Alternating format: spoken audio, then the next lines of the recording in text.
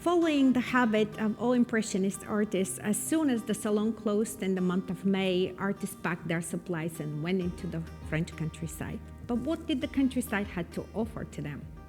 Marc Aurèle de Forces-Orcoté, who arrived in Paris in 1891, discovered the Cernay region very quickly the same summer. By 1893, visiting the village of Faucherolles, he paints Sunlight Effect, village of Faucherolles, with the concern of the primacy of the medium and the changing atmospheric effects and light. Maurice Cullen's Moray Winter, painted in 1895, on location at Moray-sur-Loing, has many of the features of the leading French Impressionist painters, and it's evocative of the winter series on the ice floes on the Seine by Claude Monet. Visible at the distant shore is an image of a washer house where women from the village would normally go and wash their clothes. That was an important Impressionist symbol, recognized in many of the works of the French Impressionists. Did you know that the idea of the modern holiday, or what we call today a vacation, really started during that period of the Impressionists? Clarence Gagnon painted this lively scene on the beaches of Dinard in 1907. The use of white heightens the sensitivity of the seascape. The attention is to the figures engaged in their daily activities.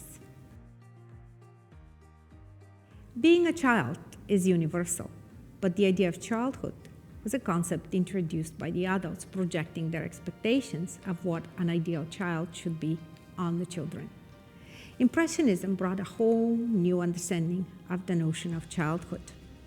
Images of children painted by Canadian men and women of this period, of course, dealt with the idea or the notion of the child being now an autonomous being. Paul Peel, one of the leading Canadian artists to deal with images of children and during this period, projected his romanticized view of childhood. This image of the young gleaner, or also known as butterflies, painted in 1888, deals with the notion of the gleaners, who usually came to collect the leftovers of grain after harvest, but also added a symbol of the butterflies flitting in the air, reminding us of the fragility of human life. Little Boy Blue, painted by Sophie Pemberton in 1897, reminds us of the numerous dangers involved with living on the farm and working as the child portrayed in this picture.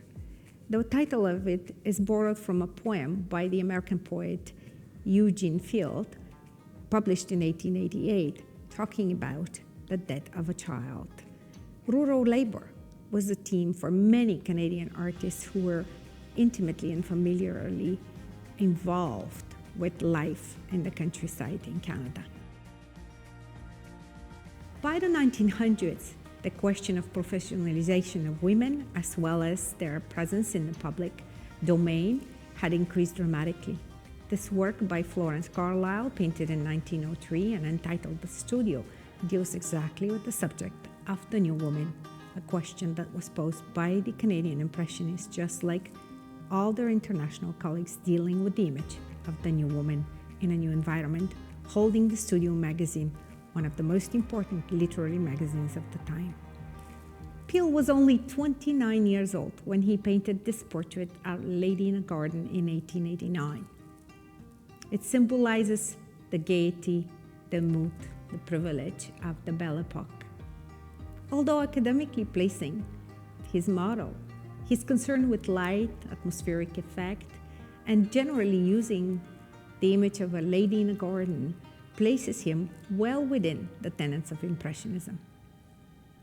The life and artistic career of Helen McNicoll, Montreal-born artist, evolved simultaneously living in England and submitting regularly to exhibitions in her native city of Montreal. This painting, entitled Chine Sofa and painted towards the end of her life in 1913, clearly shows her forte as one of the leading impressionists of that period, but also introducing a quite modern approach to interior scenes of painting. The young model is placed in familiar domestic environment with the cropped space, the flattened forms, and the vivid coloration, all pointing in the direction of McNicoll's interest in Impressionism and post-Impressionism.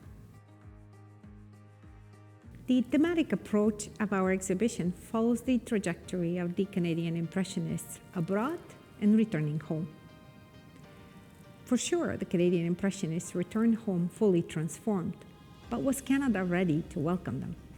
What we see in the work by Maurice Cullen, Logging in Winter Beaupré, really exemplifies the moment in which Canadian winter as a subject matter entered the pantheon of international art. Can you think of more poetic subject to paint than a glowing sunset on the ice flows of a river? This is precisely the subject tackled by Suzor Coté upon his return home to his native village of Arthabasca in Quebec. The iridescent color of this painting gives a soft glow. The texture on the ice floes asserts the primacy of the oil medium.